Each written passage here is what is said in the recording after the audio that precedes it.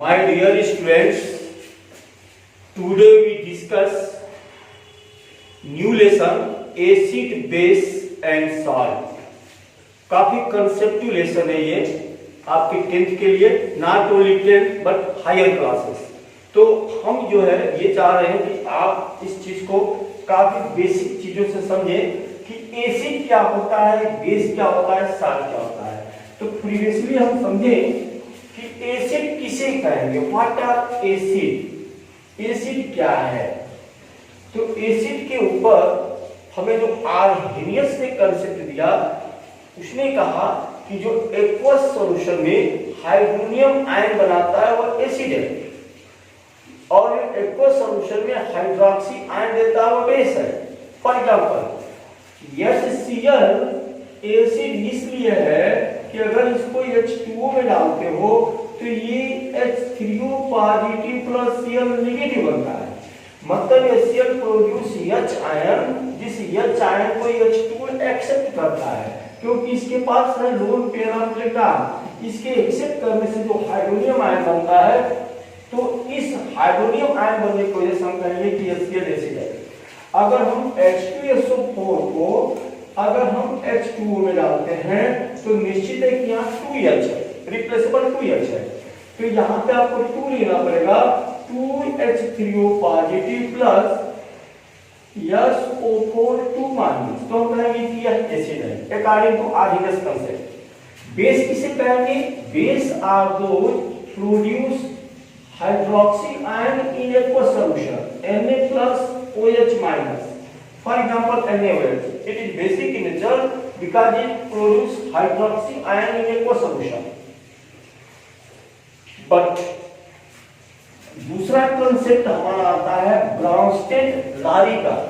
ब्राउनस्टेड-लारी का कहना है कि एसिड किसे कहेंगे, बेस किसे कहेंगे। जैसे मान लो अगर हमने HCl को H2O में डाला, निश्चय कि HCl H रिलीज करेगा, H2O पकड़ेगा तो क्या बनाएगा, H3O positive plus Cl negative. हम देख रहे हैं कि यहाँ पे HCl ने H को लूज किया, तो according to Bronsted and Lowry proton donor acid होता है और प्रोटॉन एक्सेप्टर बेस होता है। तो आप कहोगे कि HCl एसिड है क्योंकि इसने H लिया, और H2O बेस है क्योंकि इसने H को लिया। क्लियर। बट अगर हम इसी रिएक्शन में अमोनिया को अगर हम H2O में डालते हैं तो हमारा जो प्रोडक्ट होता है क्या होता है, NH4 positive plus OH negative होता है। यहां आप देखिए कि H कौन रिलीज कर रहा है, H2O। इसका मतलब एसिड कौन है, H2O। H पकड़ कौन रहा है, अमोनिया। इसका मतलब अमोनिया क्या है, बेस। तो अकॉर्डिंग टू ब्राउनस्टेड और लारी का ये कहना है कि एसिड वो होगा जो प्रोटॉन डोनर होगा, बेस वो होगा जो प्रोटॉन एक्सेप्टर होगा। बट जो मॉडर्न कंसेप्ट है एसिड और बेस की, वो मॉडर्न कंसेप्ट है लेविस कंसेप्ट। लेविस कंसेप्ट का ये कहना है कि एसिड जो होगा वो इलेक्ट्रॉन एक्सेप्टर होगा। एसिड जो होगा इलेक्ट्रॉन एक्सेप्टर होगा, यानी ये इलेक्ट्रॉन वीक होगा या पॉजिटिवली चार्ज होगा, या अगर पॉजिटिवली चार्ज और न्यूट्रल हो तो इलेक्ट्रॉन डिफिशिएंट कंपाउंड होगा। तो इनके अनुसार कि एसिड कौन होगा, जो इलेक्ट्रॉन को एक्सेप्ट करेगा, जो पॉजिटिवली चार्ज होगा या इलेक्ट्रॉन डिफिशिएंट होगा, और बेस कौन होगा, जो इलेक्ट्रॉन डोनर होगा। Base are electron donor and acid are electron acceptor.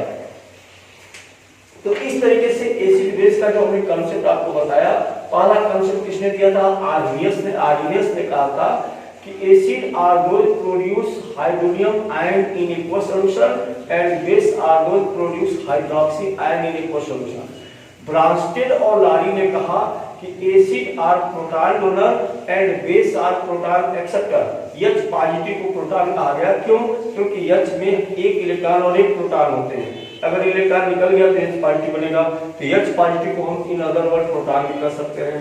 Levi's ने कहा कि इलेक्ट्रॉन जो रिच होगा वो बेस होगा, और इलेक्ट्रॉन जो डिफिशिएंट होगा वो एसिड होगा। ओके। अब क्वेश्चन मार्क ये है कि अगर हमारे पास एसिड और बेस है तो इस एसिड और बेस का हम ट्रेस कैसे करेंगे, आइडेंटिफिकेशन कैसे करेंगे। तो एसिड और बेस के आइडेंटिफिकेशन के लिए हम जो केमिकल यूज करेंगे वो कहलाएगा इंडिकेटर। क्या कहलाएगा, इंडिकेटर। तो सबसे पहले आप ये जानेंगे कि इंडिकेटर होता क्या है।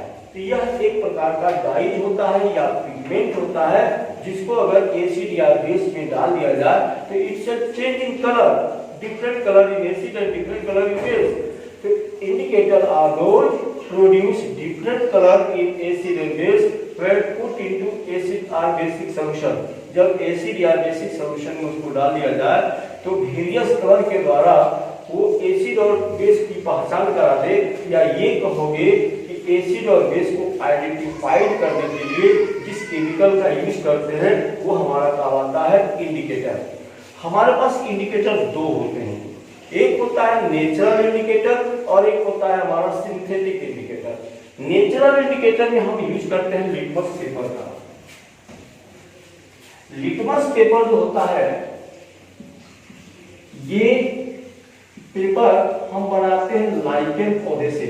अगर आपने बायो में पढ़ा होगा लाइकेन एक सिम्बियोटिक रिलेशन है एल्गन और फंगस का, इन दोनों के कॉम्बिनेशन से बनता है लाइकेन।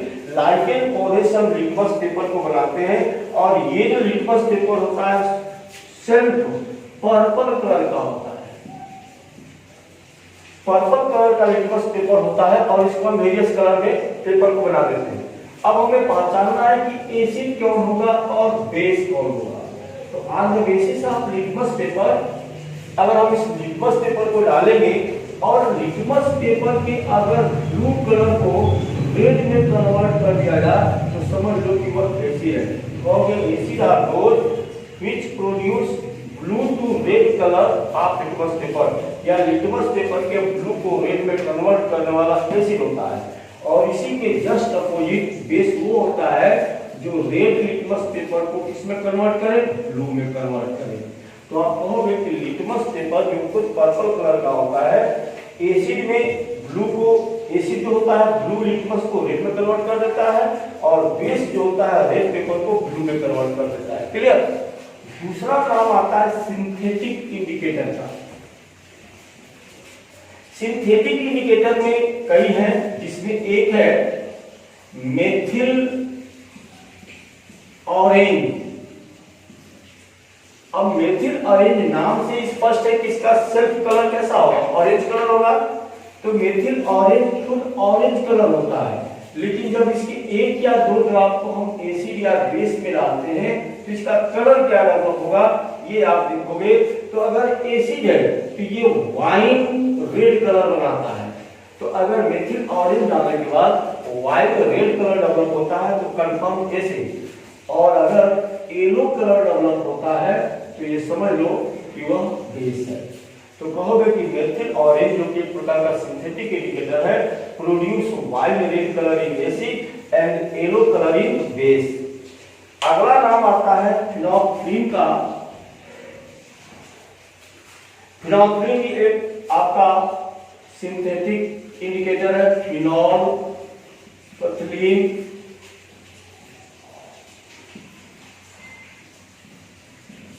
इसको हम शार्ट में HPS से इंडिकेट करते हैं।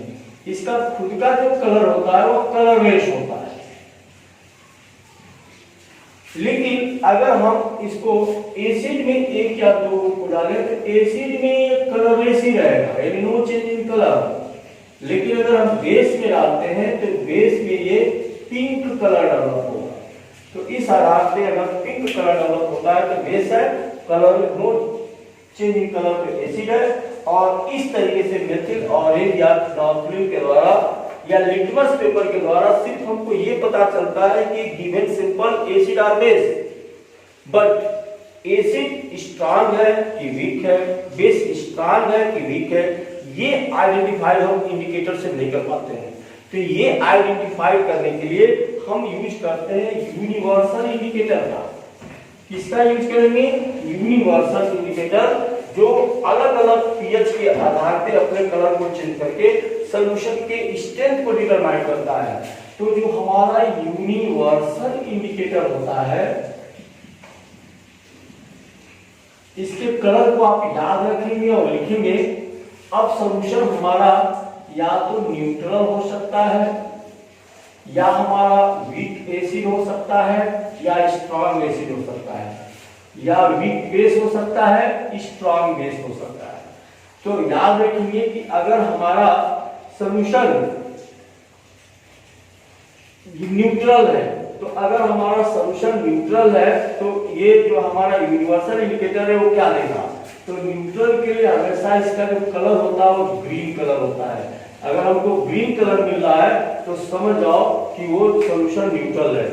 अगर हमको येलो कलर मिल रहा है तो समझ जाओ कि सॉल्यूशन वीक एसिड है, और अगर हमको रेड कलर मिल रहा है तो समझ जाओ कि सॉल्यूशन स्ट्रॉन्ग एसिड है। ठीक वैसे ही अगर हमको ब्लू कलर या पेल ब्लू या डार्क ब्लू कलर मिल रहा है तो वीक बेस है, लेकिन अगर हमको वायलेट या पर्पल कलर मिल रहा है तो समझ जाओ कि वो स्ट्रॉन्ग बेस है।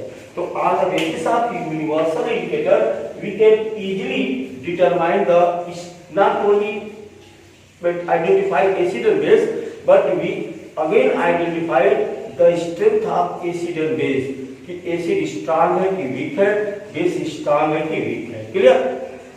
अब हमसे अगर पूछा जाए कि एसिड स्ट्रांग कौन होगा और वीक कौन होगा, या बेस स्ट्रांग कौन होगा वीक कौन होगा, तो स्ट्रांग या वीक ये डिपेंड करता है उसके डिसोसिएशन पे।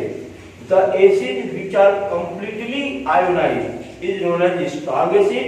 The acid which are partially ionized is known as weak acid. Generally जितने मिनरल एसिड होते हैं HCl, HNO3, H2SO4, H3PO4 ये सभी स्ट्रांग है क्योंकि कंप्लीटली आयोनाइज होते हैं। लेकिन जितने ऑर्गेनिक एसिड है जैसे एसिटिक एसिड हो गया, फॉर्मिक एसिड हो गया, जो भी ऑर्गेनिक एसिड है ये वीक एसिड होते हैं क्योंकि ये पार्शियल आयोनाइज होते हैं। ठीक वैसे ही अगर हम बेस की बात करेंगे, अगर हमसे पूछेगा स्ट्रॉन्ग बेस कौन होगा, तो strong base are those which completely ionize, जिसकी Kb वैल्यू ज्यादा हो। कैसे?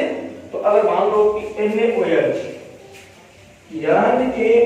को अगर हम एक्वस में डालते हैं तो ये क्या देता है, Na प्लस OH माइनस।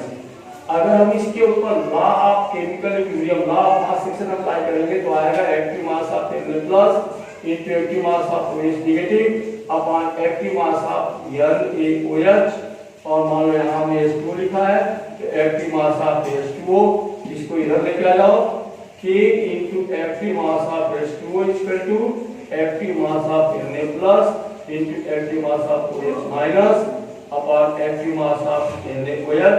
इन दोनों को मिला के एक न्यू कांस्टेंट देते हैं जिसको हम कहेंगे Kb। तो Kb is equal to हो जाएगा active mass of Na plus into active mass of OH minus upon active mass of NaOH। तो on the basis of Kb value we can determine the strength of base। अगर वो complete ionise होगा तो इसकी value कम होगी, जितनी इसकी value कम होगी उतनी वैल्यू इसकी बढ़ेगी। तो on the basis of Kb value और K value we can introduce strength of acid और बेस। अगर Ka वैल्यू ज्यादा है तो स्ट्रॉन्ग एसिड है, Ka वैल्यू कम है तो वीक एसिड है, Kb वैल्यू ज्यादा है तो स्ट्रॉन्ग बेस है, Kb वैल्यू कम है तो वीक बेस है। और अगर हम Ka Kb अगर ना याद रखें तो सिंपल हम कहेंगे कि the acid which are completely ionised या the base which are completely ionised उसे हम स्ट्रॉन्ग एसिड या स्ट्रॉन्ग बेस कहेंगे।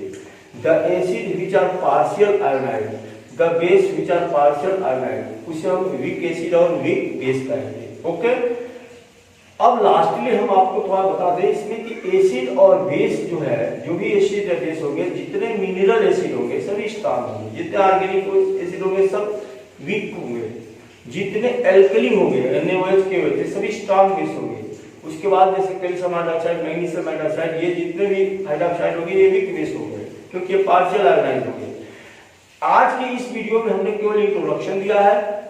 नेक्स्ट वीडियो में हम लोग डिटेल पढ़ेंगे properties of acid and pH scale. Okay, thanks.